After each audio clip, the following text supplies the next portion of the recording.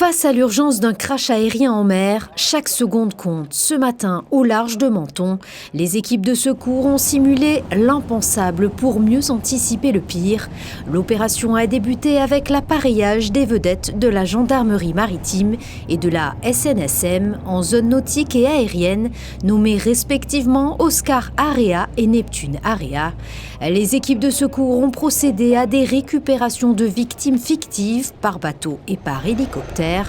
Simulant des conditions de crise réalistes, l'entraînement s'est poursuivi à bord du remorqueur Abeille Méditerranée, où un poste médical avancé en mer a été déployé. Le scénario d'aujourd'hui, c'est un crash entre deux aéronefs au large de Menton, avec une centaine de personnes à bord. Donc le CROSS, la préfecture maritime a délégué le CROSS pour coordonner les secours pour cet accident.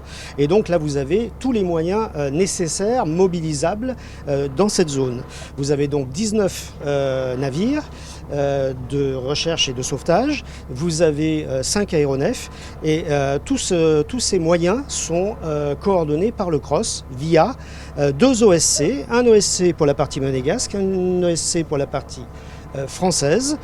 L'exercice s'est déroulé avec succès. La coordination des acteurs a permis de tester efficacement les procédures d'urgence. Cet entraînement a montré la réactivité des parties prenantes. Un bilan très positif et le dernier objectif, c'était de pouvoir caler la jonction entre les sauvetages qui a lieu en mer et la jonction avec les opérations de sauvetage et de traitement des blessés ici à terre.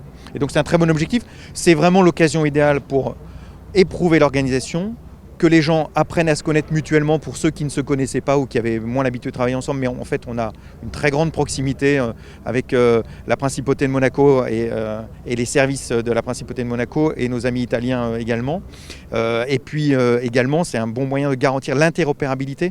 C'est-à-dire dans ces grands exercices qu'on joue avec un scénario très réaliste, l'interopérabilité, c'est la pratique des mêmes procédures, les communications, la façon dont les centres de gestion de crise, qui sont ceux de la préfecture maritime et ceux également de la préfecture des Alpes-Maritimes, sont capables de travailler ensemble.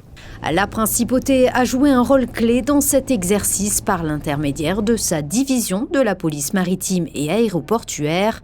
Ces unités ont travaillé en étroite collaboration avec les moyens de sauvetage français pour coordonner des interventions sur zone.